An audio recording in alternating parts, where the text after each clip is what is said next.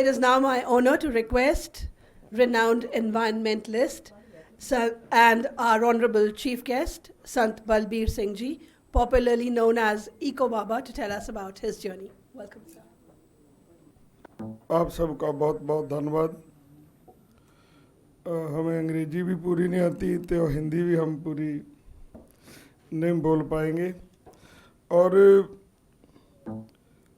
आज जो the mountain climate change trust वालों जो प्रोग्राम रखा गया है, सो हमें जहां बुलाया गया, हम आप सबका हृदय से धन्यवाद करते हैं। सो जितने भी हमारे ऋषि थे, हमारे बुजुर्ग थे, वो बंदगी के लिए पहाड़ों पे जाते थे। जो संसार की हिलजुल से एकांत होते थे, वो पहाड़ों को चले जाते थे, अपनी बंदगी करते थे पहाड़ों पे, और नाम जपते थे, फ्रूट खाते थे, और अपना जीवन बहुत थोड़े साधनों से अपना गुजारा करते थे।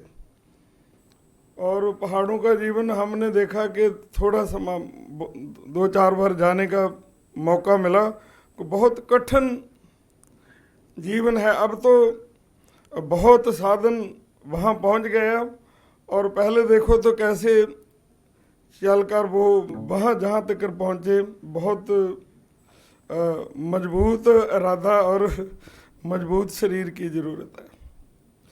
और जितने भी मैदान बने हैं, चाहे वो गंगा, जमुना और सतलुज, जो भी पहाड़ों से बाहर गिरता वो सभी मैदानों में आता। बारिश हिमाचल में पड़ती है और फ्लड पंजाब में आता।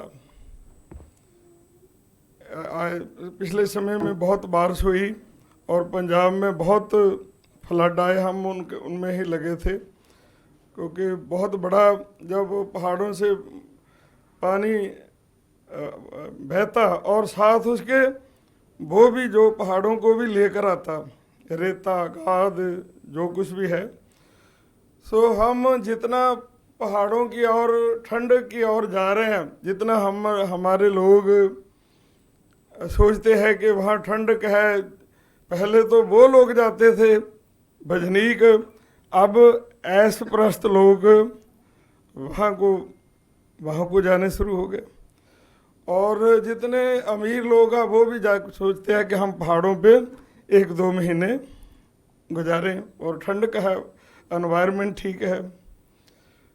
और जितनी हम लोग ऊपर को जाते हैं, जिस तरह हमने देखा कि जोशी मठ जाहोर, जिधर बहुत बड़े बाढ़ आया और जो बादल फटे, बड़ी समस्या वहाँ आई, क्योंकि हम पहले तो पैदल चलते थे, फिर रोड बन गए। अब वहाँ बहुत बड़े, हम चाहते हैं कि वहाँ बड़े होटल बने, रहायश का प्रबंध हो।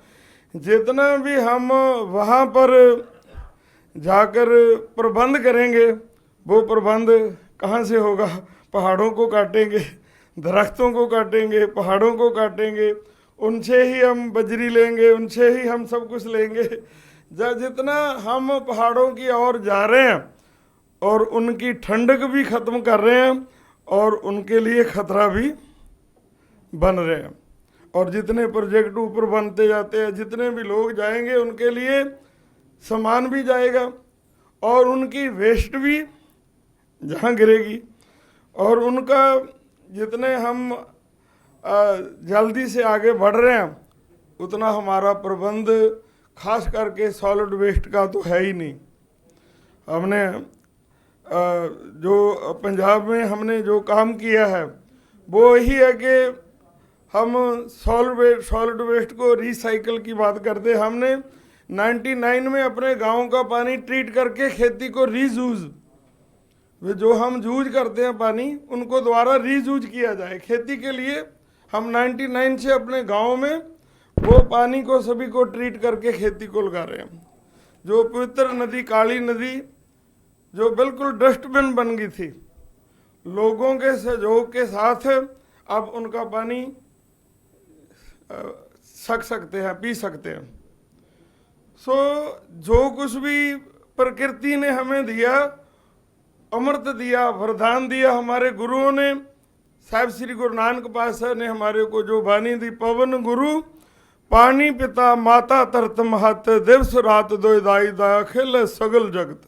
सगल जगत का होल द वर्ल्ड, सारा संसार सुखी रह सकता यदि हम हवा पानी और धरती को वो रिस्पेक्ट दें जो गुरु पातशाह ने हमें। पवन गुरु है, पवन के बिना, ऑक्सीजन के बिना हम रह नहीं सकते। जो वाणी का उच्चारण पवन से हो रहा। पानी पिता, पानी से हमारी उत्पत्ति है, और धरती माँ है। हम हमारे बुजुर्ग इनको सम्मान देते सी हमन करते हैं हवा को सुगंधी के लिए। पानी और कोई भी काम करते हम धरती का पूजन करते। हमारे बुजुर्गों के मन में वो आदर था जो गुरबाणी और वेद ग्रंथ बता रहे, वो उनके हृदय में था। अब हमारी जुबान में तो होगा, हृदय में कुछ नहीं। हम तो अपना कार्य सिद्ध करना चाहते हैं, देवी देवताओं को भी 2 मिनट के लिए काम शुरू करो। वो चीज जो भावना है हमारे अंदर नहीं है। सो आज जिस तरफ हम आगे बढ़ रहे हैं, वहाँ आने वाले समय के लिए नहीं सोच रहे। आज विश्व जो है वो फंसा हुआ है जो ग्लोबल वार्मिंग में, कि टेम्परेचर दुनिया का घटना चाहिए, पर हम जो काम कर रहे हैं वो घटने वाला कोई नहीं कर रहे, बढ़ाने वाले कर रहे हैं। जिस तरह से इजराइल वो बम चला रहा, फलस्तीनी चला रहे, उधर रशिया चला रहा, उधर कहाँ कहाँ शांति की बात हो रही है। हम रहना शांति के साथ रहना चाहते हैं और बात शांति की कहीं नहीं हो रही। सो आज जरूरत है कि जो कुदरत ने हमें दिया हमें उसे स्वीकारें और धन्यवाद करें। और ये सब कुछ हमारे लिए है, अकेला मनुष्य के लिए नहीं, पशु पक्षी और जलचर जीव सभी का है। पर मनुष्य ने अपना अधिकार का जो सोच रहे हैं कि हमारे पहले होता था खाने के लिए हम काम करते थे, अब खाने के लिए नहीं, हम तो स्टोरेज के लिए काम कर रहे हैं।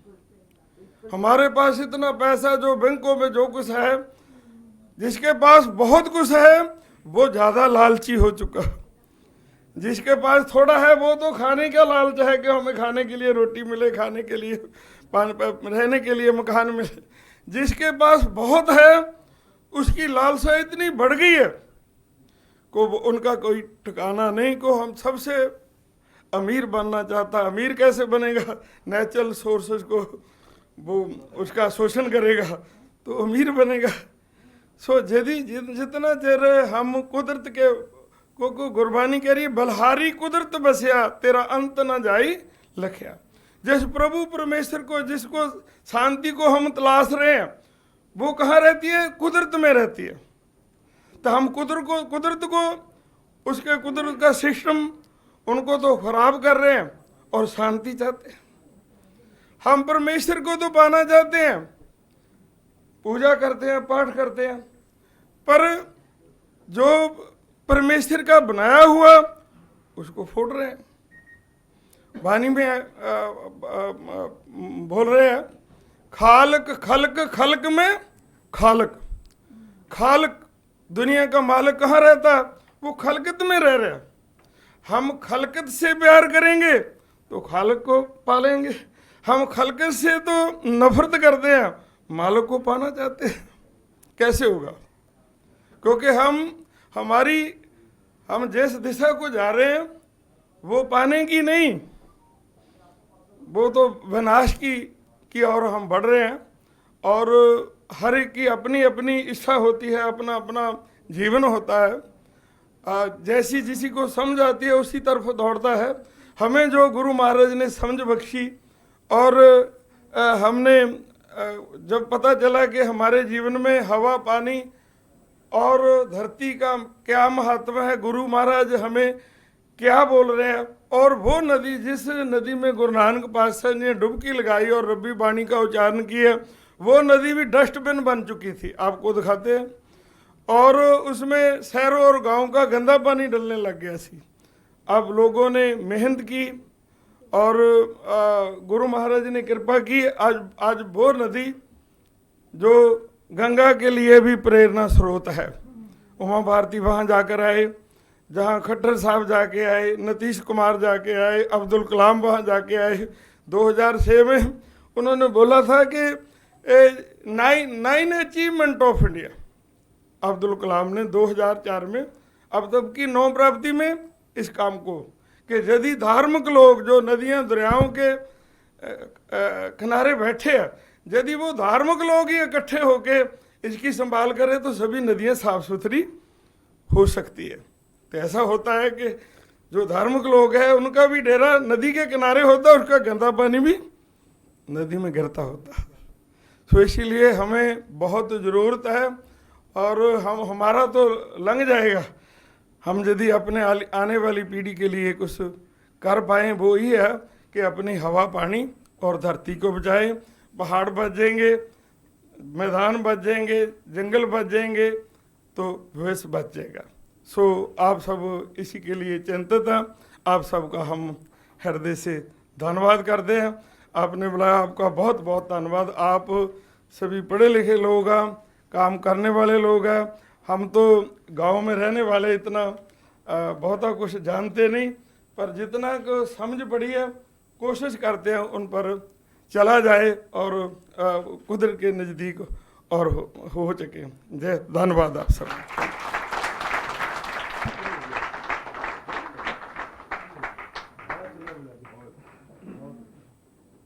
Thank you, sir. Ladies and gentlemen.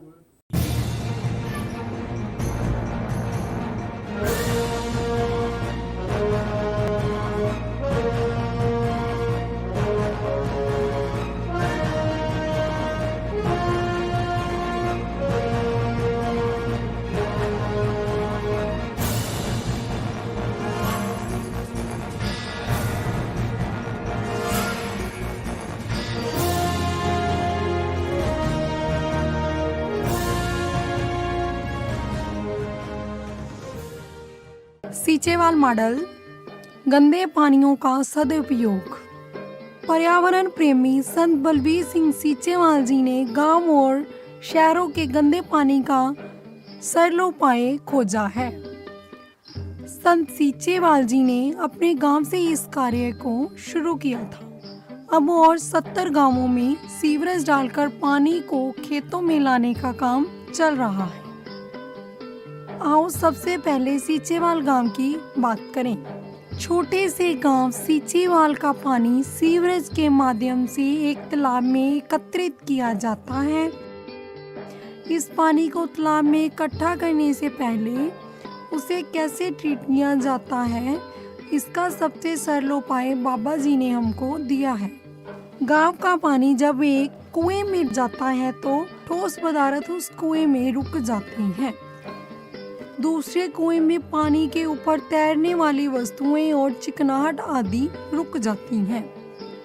तीसरे कुएं में पानी साफ होकर फिर पानी तालाब में आता है।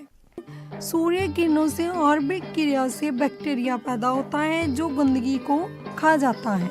इससे ऑर्बिक क्रिया से पानी का BOD, COD, TDS कम हो जाता है जो खेती लायक बन जाता है। तालाब के दूसरे किनारे पर मोटर लगी होती है जिसके द्वारा पानी को खेतों तक पहुंचाया जाता है। ये पानी खेती के लिए लाभदायक है। किसान इस पानी को खेती के लिए प्रयोग कर रहे हैं। सीचेवाल मॉडल का एक और सबसे बड़ा लाभ है कि यहाँ बाहरी तकनीक नहीं प्रयोग की गई और किसी मशीनरी का भी प्रयोग नहीं किया गया। ये मॉडल सरल, सस्ता और बढ़िया मॉडल है। गांव वालों ने बताया कि गंदे पानी को प्रयोग करने से मक्खियां, मच्छर नहीं होते, गंदी बदबू नहीं आती, बीमारियां फैलने का डर नहीं रहता। संत सीचेवाल जी ने ऐसा ही कार्य शहरों के लिए भी किया है। दसूहा और सुल्तानपुर लोधी शहरों का पानी खेती को लगाया जा रहा है। पवित्र वेईं जो सिख धर्म की आस्था और विश्वास का सबसे बड़ा केंद्र है, उसमें भी पहले शहरों और गांवों की गंदगी डाली जाती थी। संत सीचेवाल जी ने लोगों को साथ लेकर इस नदी को फिर से पवित्र बना दिया। पवित्र नदी में जो गंदे पानी दाखिल हो रहे हैं उसको रोका और ट्रीटमेंट प्लांट राही उसे खेतों तक पहुंचाया। सुल्तानपुर लोधी शहर का गंदा पानी 8 किलोमीटर तक गांव-गांव के खेतों में जाता है। इस पानी से किसान खुशहाल हो रहे हैं, उनकी 6 सालों की पैदावार बढ़ रही है। संत सीचेवाल जी ने गांव चक्कर का पानी भी ऐसे ही साफ किया है। वहां के लोग आज गंदगी से निजात पा चुके हैं। 17 अगस्त 2006 में राष्ट्रपति अब्दुल कलाम भी आए। खुद आकर उन्होंने देखा और इस कार्य को नोबल मिशन का नाम दिया। I believe, just like Baba Balbir Singh ji is doing, is one message he is giving. Message is God is happy, the Almighty is happy. When you worship in Gurudwara, also all the rivers also clean. God is happy. That's the message. What the message tell me? God is happy. God is happy. When you pray for Almighty through worship in the Gurudwara, or mosque, or temple, or church, and also keeping clean all around us, the particular rivers. संत सीचेवाल जी की ओर से इस सरल उपाय को देखने के लिए केंद्रीय जल स्रोत मंत्री कुमारी उमा भारती जी भी आए थे। उन्होंने सुल्तानपुर लोधी के बाबा नानक की चरण छोह प्राप्त पवित्र वहीं में यात्रा भी की है। मैं ऐसा मानती हूँ कि ये आधुनिक जमाने के तीर्थ हैं। ऐसे स्थान गाँव पे भी मैंने देखा और यहाँ भी देखा। हमारे मंत्रालय को 3 मैंडेट मिले हुए हैं, वाटर रिसोर्स, रिवर डेवलपमेंट और गंगा रिजुविनेशन। और यहाँ हमको तीनों चीज़ें देखने को मिली। तो हमारे पूरे मंत्रालय के लिए ये एक प्रकार से गुरु स्थान हो गया। वाटर रिसोर्स में यही है कि पानी को रोकना कैसे, बचे हुए पानी को उपयोग कैसे करना और उसको प्रदूषित होने से कैसे रोकना। रिवर डेवलपमेंट हमने साक्षात देखा ही है और गंगा रिजुविनेशन भी इसी में से है। तो मैं ये मान के चल रही हूँ कि हमारे वाटर रिसोर्स मंत्रालय के लिए एक प्रकार से ये गुरु स्थान हो गया है। जब किसान को खेती के लिए पानी की जरूरत नहीं होती तब भी बाबा जी ने इसका उपाय किया है, जिससे खाल बनाकर उसमें सफेदे के वृक्ष लगाए जाते हैं। यहाँ पानी उनके लिए प्रयोग होता है, धरती में रिचार्ज होता है, एक भी पानी की बूंद बर्बाद नहीं होती। गंगा किनारे रहने वाली पंचायतें अब सीचेवाल गांव में आकर ये सब अपनी आंखों से देख चुकी हैं। इस मॉडल से गंगा और सभी नदियों, दरियाओं, ड्रेनों को साफ करने का सरल उपाय बताया है। ये एक सस्ता, सरल और बढ़िया साधन है। पवित्र नदी को जिस ढंग से संत सीचेवाल जी ने साफ किया है, उसकी कामयाबी के पीछे सबसे बड़ा कारण आम लोगों की भागीदारी है। गंगा और सभी नदियों, दरियाओं, ड्रेनों को साफ करने का ये बाबा जी ने सरल उपाय बताया है। और के आवाज भये गंगोई पानी